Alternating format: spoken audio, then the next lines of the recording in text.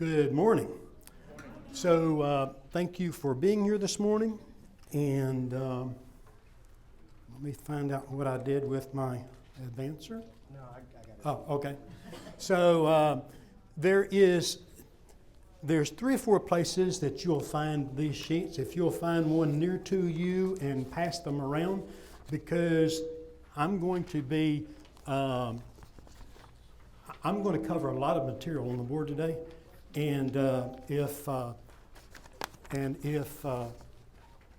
you may miss it because we're going to go quite a bit, and you can look at that and kind of see a lot of things that we're talking about. So I just wanted everyone to have a copy of it as we started. So the next thing I was going to show, Chad's not ready yet, and so let me just go on and give me a minute, because the first You few... didn't tell me the video was first, so I'm sorry. The video's not first, but what I'm going to show, what I'm going to talk about is on PowerPoint that I need. Okay. Just cancel video then.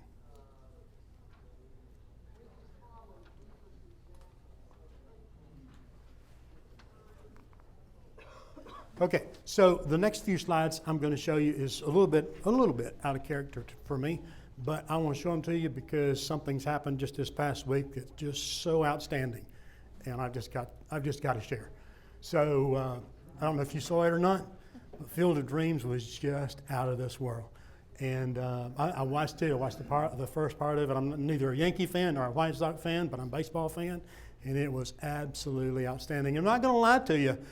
As these guys were walking out of the corn, I will say chill bumps came on my back. My wife would say, "You cried." It was just awesome. And so I just wanted to share that with you.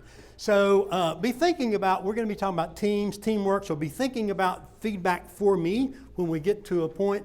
But then I just want to start out with some feedback from last week. Somebody told me that I plan to use the principles and the things that we discussed in this lesson today in my, and I'm not sure exactly what it was, but this week. So already people are saying, hey, yeah, I'm going to use this kind of stuff. And then somebody else says the greatest biblical example of vulnerability is Jesus. And then we talked, and like Philippians 2:7, he emptied himself, he humbled himself. And he says, if Jesus made a mistake, then we were all lost. And furthermore, he said that we talked about a safe place, and we can create our safe place because Jesus has given us that safe place. And so that was a comment. And then somebody else says, empathy is feeling as others feel. Be real, but not at the cost of others. Somebody else showed me and then sent me this picture and says, man in the arena, says, wow, I have that framed in my house. And so these are just touch points that really makes you feel good. And then more than one person said Brown is one of my favorite authors. I've read all of her books and so forth. And so it is me too. So these. And then somebody says through a text, this class is exactly what I need at this point in my life and or career. And then someone told me that's not even in this class. He says, I've read all your information. I've read every word of it, he said. And it's really good information. Not because it's mine, but because of the information that I have put together. Then for the second consecutive week, someone says, talk about sheep. Talk about us as sheep.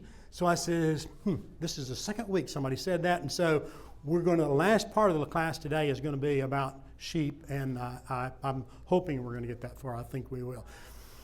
What I'd like for you to do is what I wish elders knew. So text me or email me and say, I wish elders knew such and such, because Glenn Newton, who works with Greg Swindle in Herald of Truth, he wrote a book. In chapter 11 of his book, he put down like 8 responses of what people said, what I wish elders knew. And I think it would just be, and I won't, this is anonymous, I won't say, hey, so-and-so said, but just, what I wish elders knew. And if you give me feedback, then we'll put it up there and share it, and then share also what the 10 things that Glenn Newton got when he asked that question. So, into teamwork. Patrick Lencioni, I think is the way to pronounce his name.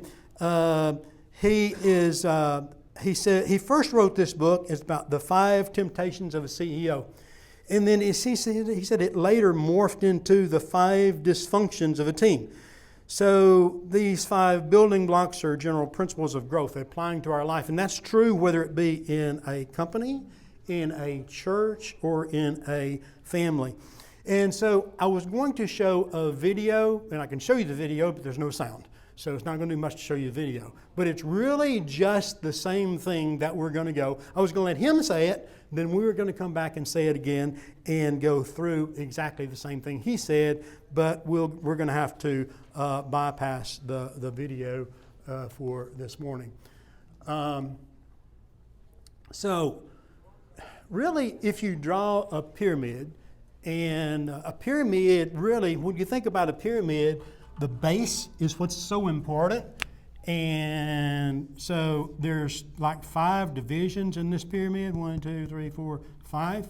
And he says the first one is trust. And he says the 5 dysfunctions of a team, the first one is if you don't have trust. And so last week we talked about during the entire class about trust is based on vulnerability. And so that's where we started. And so he says here that if you're invulnerable, then you won't have trust. So really the reason I gave you the handout is because I'm not going to read everything on this screen. If I did, it would be too much for you. But I'm going to point out a few things, and then it's there for you to look at and digest further as we go on. But the difference between a trusting team and one who is absent of trust is a trusting team conceals their weaknesses, hides their weaknesses and mistakes. They won't ask for help. They won't even ask to offer help outside. They waste time and energy on managing things that they want done. They hold grudges. They dread meetings, as opposed to admitting these things, asking for these things, focusing on important issues, and offering or accepting apology, looking forward to meetings, and so these type of things. So trust is so critically important. I have to be vulnerable so that I work together as teams in my trust. I mentioned this to Lonnie Jones when he was here one night, and he says, you know what's missing, you know what's wrong when you don't have trust? Selfishness. Andrew started his sermon out this morning talking about selfishness and ended his sermon this morning talking about selfishness. He didn't use the word selfish, but he says, yeah, I want what I want. It's my own way. And he says, don't do that, but draw near to God. And really, that was the sermon this morning. So the absence of trust is selfishness. The next thing is conflict. And if you go to this website, you can see several grids from Thomas Kilman on conflict. I'm going to go through them real quickly and then land on one, because these are just grids from him. And then I prefer putting them all on one slide. And so that's what we're going to do this morning, look at one slide and say, let's look at these on one slide in conflict. If you put a grid and you have on the y-axis assertiveness and on the x-axis cooperative, then what quad are these in? If you look in quad 1, it's competing. It's high assertive. I want my way. I'm asserting my way, but I have low cooperation. Furthermore, I don't even want you to have your way if it conflicts with me. And that's competing mode. That's domination. And my goal is to win. I want to win. Regardless of what you want, I want to win. And that is the conflict mode of competing. If you look at the next quadrant, it's collaborating. This one's a high assertive. I really want what I want, but I'm willing to work with you, and let's put it together. And furthermore, we're going to have multiple participation, and we're going to have a win-win. Well, I mentioned last week, win-wins are not always possible, but if it's possible, that's what you want.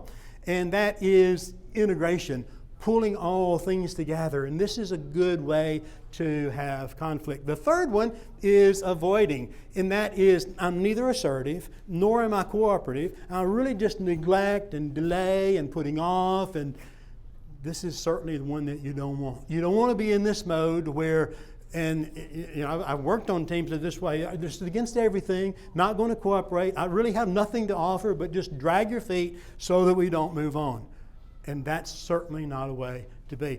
Then the fourth one is low in assertiveness. I mean, just whatever. I mean, high in cooperative. You want to be cooperative, but bring your opinions, bring your ideas. Let's get them out. Let's toss them out so everybody can see, so everybody can learn as we go on. And so the goal for that is just to yield. Okay, just give you what you want. It's not important well, it is important. It is important what I want, not that I have to have my way, but that everything is out on the table so that we know and understand. And so my question to you is, which one of these promotes commitment? Because that's where we're going. If we have conflict, then we can get commitment from that. So which one of these promotes commitment? Of the 4 or 5? Hmm? Of the 4 or 5? Of the 5. Well, one is like a direct command from God. You got to do it no matter what. Okay. 2 is like bless your enemies. This is the way I see it. You got to make it happen somehow. Okay. Even though they're standing against you. Okay. Avoiding would be hiding your talent in the ground. Accommodating is agreeing to everything. Okay. So if I'm on a team, which one would be the most likely one that I want? 2. Number 2 is what I want. That's a win-win. But we say we can't always get 2. So sometimes we have to settle for compromising and sharing and finding middle ground. Not talking about what's right and what's wrong. Talking about all are good ideas, but everybody doesn't get their idea. Everybody doesn't get what they want. And so sometimes you have to compromise. The most advantageous one to do is number 2, where you have a win-win. But you can't always get there. So if we look at then conflict and looking at conflict as we grow this pyramid, we talked about trust, absence of trust, we need trust.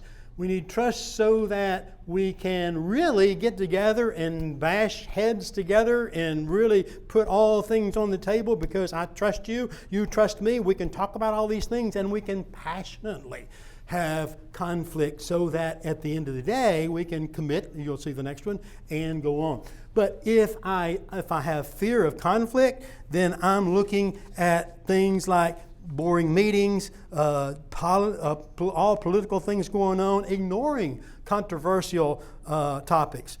I'm talking about topics that are critical for success. We're ignoring those things, wasting time and energy, whereas we should be solving real problems, minimizing politics, putting critical topics on the table, and these type of things. And so I want to have good, engaging conflict. I can do that if I trust. If I'm trusting, if my team members are all trusting each other, then I can put the conflicting thoughts on the table and let's all put our thoughts out together so that we can come with either a win-win or a good compromise to move forward for a healthy organization. So the next one is commitment. I cannot nor will I commit if I haven't gone through the conflict portion. If I haven't put my if I haven't put my opinions on the table, we've thought it through, we've talked about it, you've truly listened to what I want to talk about, then I can't go on to commitment. And you'll see, if we fail to commit, then we don't have clarity. We don't know where we're going. Instead, we have ambiguity. We don't really know what's going on. We don't know what we're pointing to next or anything else. We have lack of trust and failure, and we revisit discussions again and again because we have no goal. We have no clarity. We don't know where we're going. And so the commitment is necessary. All people on the team have to commit, know what the goal is, know where we're going. We only have that when we've had trust to get us to conflict, and now that we can get together and commit. Okay? If we do that, then we get into the next step is to be accountable. If we have commitment, all of us commit, we know our goal, we know where we're going, then we can hold each other on the team accountable. If we haven't committed, you can't hold people accountable, but if you've committed and if you're working on a team for positive direction and growth and good goals, then you can say, hey, you promised to do such and such. Where is it? Come on. Well, I didn't really have. Well, if you don't get it, we can't move forward. You agreed, you committed, and so you can hold people accountable. If we aren't holding people accountable, there's resentment created. You ensure, if you hold people accountable, you ensure poor performers are moved out. If you don't, you encourage mediocrity. If you don't hold people accountable, oh yeah, that's okay. I know we were going to go there, but we didn't, and so it's okay. That's not what you want, but you want to push people into going forward. If you're not holding people accountable, you'll miss deadlines, you'll miss deliverables, and so on. So lots of things are negative if we don't get into holding people accountable. And then the last thing is results. Collective results, by the way, not my own individual goal, but the goal of the collective team. We want collective results. And if we don't have collective results, we stagnate, we fail to grow, and we lose people. People are looking at their own careers and where they're going instead of moving forward together for a real goal. So this is the pyramid for going up to the results. So if we look at it from a different way, and this is one that we looked at last week. This is a repeat slide. So I'm going to go through it one more time. I mean, again, not just one more time, but again and again. Yeah, Tim? Going back a couple slides, how well do you think we hold people accountable today in industry, in life, in any area? How well do we hold people accountable? It requires conflict, right? If I don't have the conflict, and if I hadn't put everything on the table, and everybody hadn't had their say, so that we've come to where we are committed, then we will not have accountability. And you're right, we won't hold people accountable because we haven't built the team together to get there, right? Even if you've done that, there has to be a conversation between A and B that says, That's right. you're not doing your job. That's right. And my question is, how often do you think that really happens in society? I think we're not as good as we should be. I wouldn't say poor, but let's not say poor. I just think we're not as good as we should be. I think poor is the right. Well, you may be right. Yeah. I mean, Yeah. It's important. and that's where all of this falls apart. Yeah, it's important. Can we have accountability without honesty? Okay. Yeah. And we went last week, we talked about the very first thing is be real. Be real. Be vulnerable. Be real. I think it's far more easily to hold other people accountable than it is Okay, that's a good point. ourselves. That's a good point. Not only we hold, and we're talking about other people, hold other people accountable. You said you were going to do it, so do it. But what about me, myself? I mean, you said, we agreed I was going to do such, and so I need to do it. So we need to hold ourselves accountable as well. Yeah, Jeff? On the best teams, that's how accountability works. It's not a top-down. Right. I'm holding you accountable. We're all holding. That's ourselves correct. accountable. That is correct. And so there doesn't. That sort of takes some of the conflict out of it because it's an internal conflict at that point. Okay. Am I living up to the standard myself without somebody having to get me to live up to it? Okay, good point. But I want to emphasize, let's see, let's go back. Hey, Jerry, is push or pull? How do you look at it? Top pushes it down or the bottom pulls it down from the top? How do you? Well, you got to go bottom up. You got to go bottom up, and everybody's accountable, but really from the bottom up is the best approach. But what I want to emphasize is we have to have trust, and when we have trust, we can have conflict, and when we have conflict, then we can commit, and then we can go into accountability. And if we don't walk through those, if we haven't built that from the bottom up in getting there, then we have trouble with accountability. Fear of conflict. So we talk about absence of trust. We already did that. So if we don't have conflict, if we don't really put it out and really just talk it out together, we go, yeah, well, we have harmony. What kind of harmony is it? It's on the board. What kind of harmony is it? It's artificial. It's artificial. If we just say we agree and yet we haven't all put our thoughts out, whoever's the dominant person in the room gets their thoughts out and nobody else, we're harmonizing because we're just following whatever you say and I hadn't had my say. Well, good, honest conflict and talking about it and bringing it on the table is necessary so that we can go on and then have, so here, Conflict is a good thing when it's not mean-spirited conflict. We're not talking about that. But it's a good thing when we're pursuing truth and passionately talking about, and really again, looking and maintaining truth to get the answer. So then if I don't, people will not weigh in if they don't have buy-in. If I haven't put it out on the table, if I haven't given my thing, you might say, okay, we're committed, but people aren't really committed if they haven't bought in. You going to say something? I was just saying, truth sets us free in accountability in all arguments. Right. You just got to be honest and say, this is what it is. Exactly. You can't lie to your boss and get rewarded. Exactly. All right? So commitment, then we get to accountability. If we're not committed, we won't hold one another accountable. And this is a bad answer. By the way, C is a bad answer. I really don't have the time and energy for soft issues. What's soft issues? What's he talking about, soft issues? Things that aren't important to you. Well, I'm really talking about more behavioral issues. You're not doing what you do. I don't have time for that. No, we need to address it. We need to talk about it. We need to make sure everybody gets together and is on the same team. I don't have time for those soft issues. I'm just looking for the end goal. I'm looking for the end result. And I know the end result's going to be there. I don't care what way we get there. Wrong attitude. I don't have time for all these soft issues. Wrong. You have to have time for soft issues. Yes. Soft issues are grounded in the hard issues. Sorry? The soft issues are grounded in the hard issues. Just, So the reason for, and I'm thinking from a teacher perspective, the reason for misbehavior, the reason they're not turning stuff in, the reason they're not doing whatever, is because of a hard issue. okay. Either they haven't built trust with you, they haven't built trust with a parent or a guardian or whatever, and if you don't get to that first, Yeah. you'll never take care of the hard Okay, that's a very good point. We haven't used that term, but that term is really what we're all talking about. This vulnerability, this trust, it all starts in the heart. It all begins in the heart. And the heart has got to be right as I build up on this pyramid. And all the behavioral issues, all these things, the soft issue problems, I got to have it in the heart to build up to start with. Yes? I was just saying, the leaders set the borders or the parameters that can't go beyond, right? Right. And then everyone else contributes to that. Okay.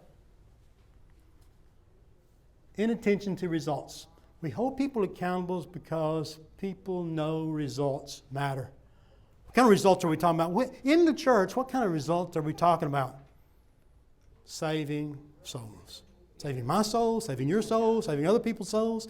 He gives an example in the longer version of this video about Scottie Pippen. He says Pippen was on a team, I think this was after Jordan left, and he was on a team and he came to the last shot.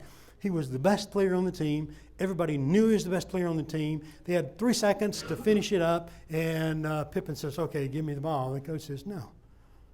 We're going to give it to so-and-so because he's an excellent shot at this point, and nobody's going to be guarding him because they're all going to be looking at you. You know what Pippen did? If I'm not the one who gets the ball, then I'm sitting on the bench, and just went and sat on the bench. Wrong. That's individual goals as opposed to the goals of the team. And so we need to make sure that the goals of the team is what's important and what we think about. So looking at this and driving it down. To obtain results, we need accountability. To attain accountability, we have to be committed. To be committed, we have to have had conflict. To have conflict, we have to trust in one another, and that all begins with vulnerability. So if I'm vulnerable, then I'm building the base to go up so that I get, in the end, as a team, good results. Yes, Tim? From a collaborative standpoint, the Pippen example, it was collaborative. He just didn't like the answer Okay. and destroyed it. Yeah. Number two, on the soft side of things, in industry today, it's hard to ask a lot of personal questions. From an HR perspective, you're really limited and handicapped about what you can ask. So it's imperative that if you want your boss and other people to understand that you're going through something, you have to approach them and let them know, because there's only so much they can do. And I don't think it's necessarily right, but it's the world we live in. You're really handicapped. You may sense something's going on then you're back to, okay, the rest of the team can't be affected, and I don't know what the issue is, and, so there's a lot of dynamics that make it more difficult. Okay, that's very true. One more time. Results are the output of accountability, accomplished when we have commitment, which is possible when we have buy-in due to passionately disagreeing, which is conflict. It's only possible if we are trusting because we are vulnerable. I know I've said all these things again and again and again, but it's important to understand the pyramid and how we grow that pyramid so that we get results. And remember, results are important. The collective results are important. In industry where I came from, we had a favorite, at least I had a favorite saying, metrics drive behavior. Now what that means is, metrics is what I measure. Whatever I'm measuring, whatever I put up and say, this is what I'm following and this is what I'm looking at every day, it helps me decide how to react to make sure that metrics goes in a positive direction. And so it's important that we're measuring the right thing. It's important that our goals are all right and we're measuring the right thing. Yes? That numbers never lie. Yeah, I guess so. So, Hey, Jerry. yeah. Got to jump in. So relative to the church, I totally agree with you in business. Metrics are great, quantifiable data, hard data, all that's fabulous, right? But in the church, we tend to look at one type of data, and it's very much in line with the point you just made. So if I look at our ministers and I say, hey, you're not doing enough to baptize people, you're not doing enough to convert people, because we're not seeing the numbers, is that really what we're after? No. I think that's what we're after. No. We're responsible for What we're after is for us to grow spiritually, and in growing spiritually, we're helping people that are in need. We're helping tell people the story of salvation, and we are converting people. It's difficult, and I'm not saying it's just automatic, and we should really just see the numbers flying. That's not necessarily always the case, but that should be our goal, and that should be what we're after. Totally agree. And so we put a lot of focus on that.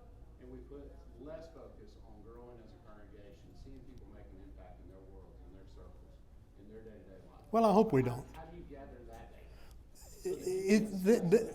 Yeah. There's a lot of subjective things going on in what you're talking about, so it's difficult to measure those things so many times. If you have ideas, then talk to me after, and we can certainly try to implement some of those things. But those are subjective things. But yeah, they very well need to be addressed. Yes. John the Baptist preached in the wilderness. He didn't have an evangelism plan, and God drew them all to him because he was preaching the truth. Okay. Here's what he said going up and here. But I want to get on to say we've got 10 minutes left, and I want to. We've discussed while we're going through. If you got something is really burning on your mind, we'll stop and take a few more comments. Otherwise, I want to move on. Yes. Two things. Everything that you talked about when it comes to the church and family has to do with intimacy.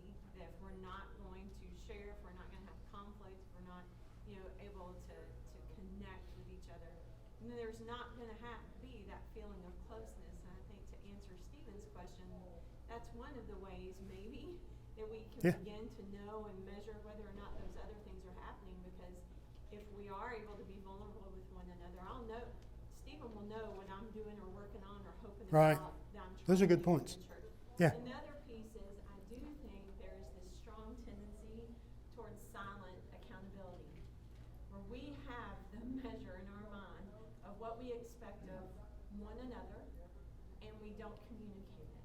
Okay. And therefore, we tend to feel disappointed, and hurt, and build resentments, and that grows distance, which decreases. And so then we aren't as productive Okay. in church or in work or whatever. So let's go back to the beginning of last class. When we first talked about accountability, and the first thing we said we need to do is, not accountability, but vulnerability, the first thing we do is be what? Be real. And so if we're real or honest or something like that, then we're putting it out so that it's no longer silent, but you're right. We are really growing together. And I hope that our discussion today helps us think about this as a collective group. And what I want us to think about is what raise your hand and say, I can do to make this better. Yeah, Austin? I want to go back to that Pippin story, because something we didn't get to touch on, so we've got to get done. But their coach at the time shows how good of a leader. That's right. It's a very good point. But I would also say from Pippen's defense, Jordan wasn't there, and the guy who took the shot was a hated guy who came in from Europe, and Pippen was trying to find his way as the leader on that team. But Pippen also learned something from that. Phil let him learn it on the bench. Is that, hey, we can win together. Yeah. And that's what's hard, I think, a lot of times is when you have teams, it's giving up the ball, even though you probably know you can do a better job, but I'm going to see if my teammate can do it. If he fails, he fails. If he doesn't fail and he wins, then the team has gotten better. I wanted to share that because Kukoc hit the shot, by the way. You're right. I'm sorry I didn't do enough background, but now that you said it, that's right. That's a great story that ties in with this. Yeah. And as a coach, as a fan, you're probably hating Pippen for sitting out. As a coach, in some subtle way, you're glad that he's upset he didn't get that last Yeah. shot. Yeah. Because you want somebody to Yeah. feel like that. Yeah. Very good. As Christ was building his team, his future apostles, he asked them a very important question, and he asked them, he says, well, who do people say that I am? Who do you say that I am? And there were several answers to that question. Finally, Peter said, I know who you are, and he stated that Jesus Christ was the Son of God. And then immediately after that, when Peter stepped away from that truth that he had just stated, Mm-hmm. Christ said, "Get away from me, Satan." So we need to be very sure that we are committed to the one and the only Jesus Christ, the Son of God. What Matthew 6? If we do that,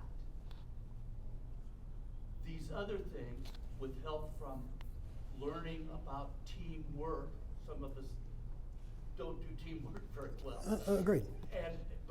But if we are committed to that one truth, Right. then we as a team, a congregation, however you want to say that, are going to be able to move forward with some degree of progress. Okay. Those are good points. In Matthew 16, Jesus pronounced a blessing on Peter and Peter alone. And he said, "Blessed are you, Simon, son of Jonah, for my Father in heaven has revealed this to you. And I will give you the keys to heaven. And whatever you bind on earth will be bound in heaven. And whatever you loose on earth will be loosed in heaven." He used those keys in Acts chapter 2, verse 38, when he preached the first message. All other previous conditions loosed, and those conditions bound. Okay, so let's go on because we're not going to have time to go into sheep. So I have one more slide that I can go over that really ties it to this as well. So I want to go over that slide and put these thoughts before you as we close today. And then next Sunday we'll start out talking about what can I do as a sheep? What can I, Jerry? What can I do as a sheep? And by the way, shepherds are sheep as well. So what can we all do in our responsibility as a sheep? And so that's what we'll talk about next week. So what I want to talk about now is we want to grow and we want to be better. So if I give you, what book of the Bible, the theme of the book is better? Anybody? Hebrews. If you look at the first chapter, who's better than angels? Jesus Christ is better than angels. If you look at the second chapter, who's better than Moses? Again, it's Jesus. If you look at the seventh chapter, indirectly, it doesn't say directly, but indirectly, who's better than Abraham? Jesus. If you look at the eighth chapter, what's better than the old covenant? The new covenant. And so, Jesus in those first three, in the new covenant in that one, and the book is Hebrews. So Hebrews is a very important book for us as we think about and look about things about being better. And if we look at this book and talk about better, can we not look at ourselves and say, what can I do to be better? And I know this is a theme that comes over again and again and again in these classes that I've been teaching. What can I do to be better? And if we aren't asking, what can I do to be better? We're stagnant, we're not growing, we're here, and we're checking the box, and no. Let's look and think about being better. Let's look and think about giving myself to Jesus. Let's look and talk about being better in my reaching souls and bringing souls to Jesus. And so whether I'm talking about teamwork, whether I'm talking about leadership, whether I'm talking about sheep, whatever I'm talking about, be better. Any comments before we close? Yes, Darren. What I've taken away today is how do I foster, out of me, this sheep, how do I foster groups, connections, if you will, that are real? Okay. So that seems to be the basis, the foundation. Yeah, I think that's a very good synopsis of what do I do to foster relationships that are real, group relationships that are real. What do I do in my life to pull us all together better? Something else? Obey Christ.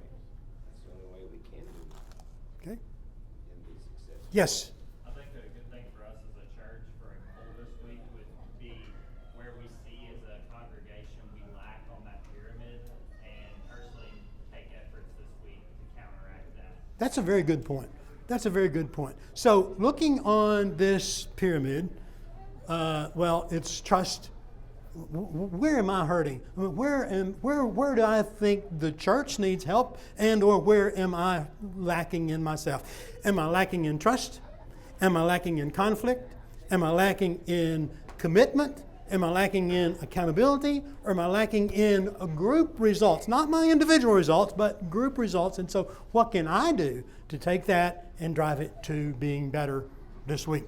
So that's a good point. Yes? What's Philippians 4:19 say? I don't know. Tell me. I shall supply all of my need according to his riches and glory in Christ Jesus. Okay. All the resources and all the authority in heaven and earth that Jesus does to perform his will and obey his new agreement between God and mankind. Okay. There's no reason we should have lack. We can get everything through Christ. Thank you for being here this morning. Let's close in a prayer. Thank you, our Father, for our discussion this morning. Thank you for letting us look at these things and understand and see how we can grow better in your kingdom. Bless us as a church. Help us to be real one with another. Help us to look at this pyramid and see where we are and what we can do in our aspect of life to help grow being real, having our hearts in the right place, and growing in our service to you. Be with us this week and help us let Christ see us, help us let the world see Christ living in us in our daily lives. In Jesus' name, amen. We are dismissed.